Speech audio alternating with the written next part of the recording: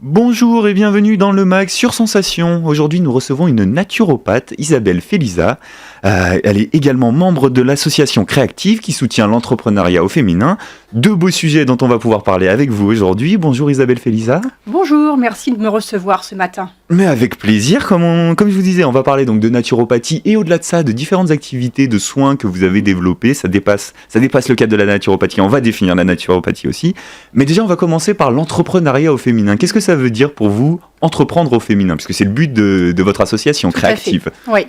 En fait, nous sommes tout un groupe nombreuses maintenant de femmes entrepreneurs. Oui, on a pu recevoir votre collègue, certaines de vos collègues, Exactement. comme Anne Longhi.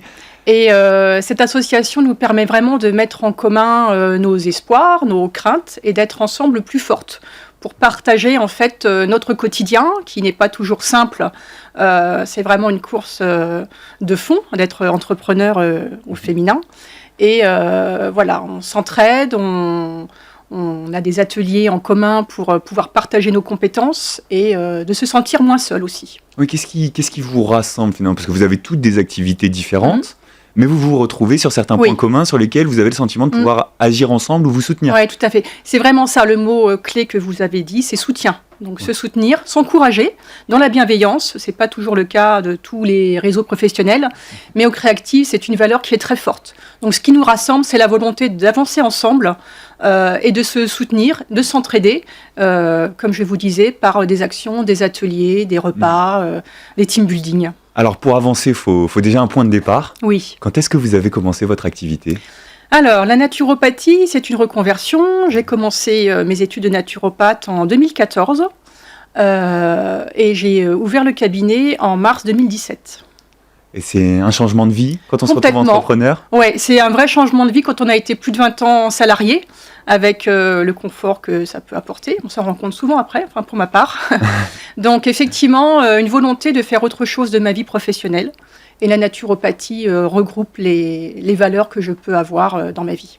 Donc 2014, vous commencez votre reconversion, 3 ans de formation pour vous lancer en 2017. C'est ça. Et à quel moment vous rejoignez Créactive dans tout ce processus? Ça fait bien 4 ans, je dirais. Oui, donc avant même de vous lancer, vous avez voulu vous intégrer à ce type de réseau. Oui, ça me donnait de la force, de l'espoir de voir qu'il y avait des femmes qui avaient réussi leur reconversion et qui avançaient sereinement et qui se soutenaient. Ça m'a fait beaucoup de bien.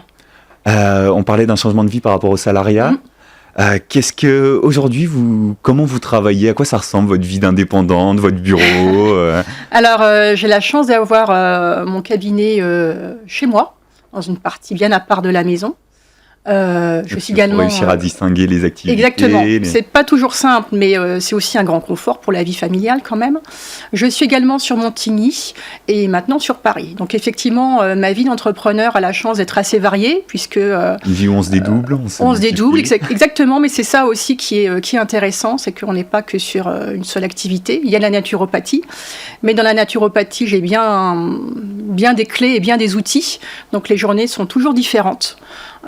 Que ce soit au cabinet, en extérieur, dans des lieux où je réalise des ateliers. Donc c'est vraiment quelque chose de très varié. Alors on va parler de vos activités. Justement, pour entrer dans cet univers, on va commencer par écouter un son et ensuite vous allez nous expliquer de quoi il s'agit.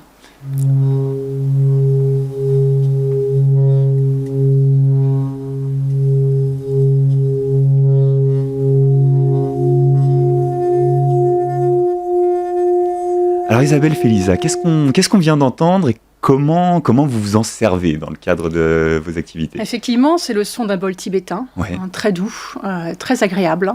Je m'en sers dans le cadre soit de massage, soit de soins énergétiques.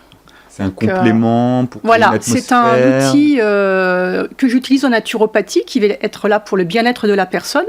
En accompagnement donc du massage, je vais le mettre sur le corps de la personne et on a vraiment les bienfaits des vibrations qui sont même reconnues médicalement.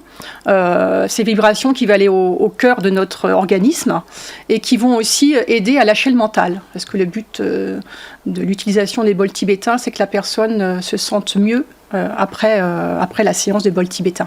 C'est un des éléments que vous présentez sur votre site, l'énergienaturo.fr. Oui. Mais c'est un des nombreux éléments. Il y a les bols tibétains, vous faites des massages, comme vous disiez. Vous parlez de bains de forêt, vous utilisez des fleurs, des huiles essentielles, le magnétisme. Qu'est-ce qui rassemble toutes ces pratiques de soins ? Qu'est-ce qui rassemble toutes ces pratiques? C'est la naturopathie. La naturopathie rassemble en fait tous ces outils. Alors comment on définit la naturopathie? Alors c'est effectivement, on peut dire que c'est un ensemble d'outils naturels qui se situe vraiment en prévention des pathologies qu'on pourrait avoir.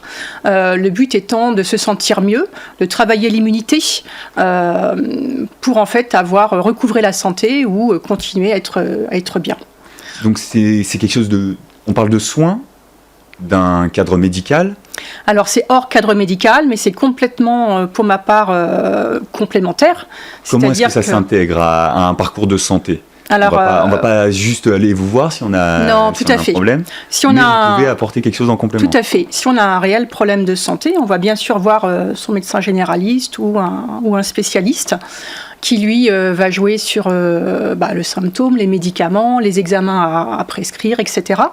On va venir voir un naturopathe pour accompagner peut-être le stress qu'on a par rapport à cette pathologie, ou parce que on a des maux que le médecin n'a pas forcément le temps de travailler parce que c'est pas ses spécialités, que ce soit des questions de vie, c'est ça, ou des maux d'estomac, du stress, et on a envie en fait d'avoir des moyens naturels pour retrouver le contrôle de sa santé. Exactement.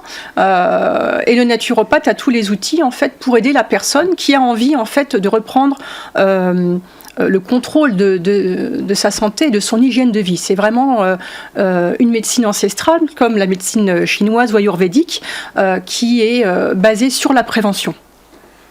La prévention. Comment est-ce que vous êtes formé? Parce qu'on a commencé à en parler, oui. Donc 2014-2017, vous avez eu 3 années de formation, oui, 4 années? Tout à fait. Alors il y a eu une école de naturopathie à Paris qui s'appelle le Sénato.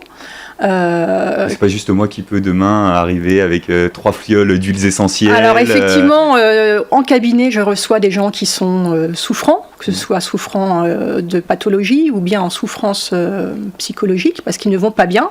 Il faut donc avoir une formation qui vous prépare à cela. Une formation qui vous prépare à savoir ce que c'est quelqu'un de malade, mais aussi à le soutenir moralement et de ne pas s'écrouler avec lui dans les bras en pleurant. On ne va pas l'aider comme ça. Donc il nous faut une formation qui nous permette de pouvoir aider ces personnes-là en passant par la nat physio, en passant par la phytothérapie, en passant par de nombreux outils. Le Sénato m'a formée par rapport à cela. J'ai également entrepris des formations complémentaires pour aller encore plus loin. C'est ce qu'on voit en fait sur mon site. Oui, on voit, parce que vous parlez de naturopathie, et c'est de ce dont on parle essentiellement depuis le début de cette émission. Sur votre site, vous dites aussi que vous faites de la sylvothérapie. Tout à fait. La sylvothérapie, qu'est-ce que c'est? Sylvo comme la forêt, comme les arbres? Exactement, c'est tout à fait ça. La sylvothérapie va venir en complément de la naturopathie. On est toujours dans le côté naturel et dans le côté bien-être de la personne. En sylvothérapie, je vais accompagner... de bains de forêt, ouais. Oui, voilà. Je vais accompagner des groupes d'amis, des groupes de voisins, des familles ou en individuel. Aller au cœur de la forêt ou bien un grand parc, pourquoi faire? Pour se détendre, pour se reconnecter à soi-même, pour se reconnecter à la nature. On a un petit peu perdu de vue parce que on a le stress du travail, parce qu'on travaille dans des grandes villes, parce qu'on est au 25e étage. La nature n'existe pas forcément où on habite, effectivement. Voilà. Donc ça permet vraiment, là aussi, de lâcher le mental et d'avoir un moment pour soi ou un moment en groupe qui va nous permettre de se reconnecter via nos 5 sens à la nature. Et on vient de la forêt, on vient de la nature. Donc c'est vraiment une reconnexion. Vous parliez un peu du fait que ce sont des médecines traditionnelles. Quelles sont les inspirations Alors, les inspirations de la naturopathie, elles sont très vastes, parce que ça vient, la naturopathie, on va dire, l'ancêtre, c'est Hippocrate, qui vient donc de Grèce. Mais après, la naturopathie a rassemblé tout un tas de conseils, de pratiques des Romains, des Grecs, des Esséniens, etc., des Égyptiens, enfin voilà, avec les huiles essentielles, avec l'argile. Donc, c'est un ensemble de choses anciennes, mais qui sont de plus en plus même validées par de nombreuses études qu'on a actuellement. Donc, c'est pas juste des remèdes de grand-mère. Et par les médecins que vous accompagnez. Exactement, qui nous font confiance dans ce parcours de soins pour la personne. Et pour en savoir plus donc, sur la naturopathie, vous nous en parlez beaucoup sur votre site, energienaturo.fr. On peut aussi retrouver les activités de l'association Créactive dont vous êtes membre sur le site créactive.org. Et puis cette émission, elle est disponible en podcast audio et vidéo sur notre site internet et sur l'application Radio Sensation. Merci Isabelle Féliza. Merci beaucoup. Bonne journée. Vous aussi.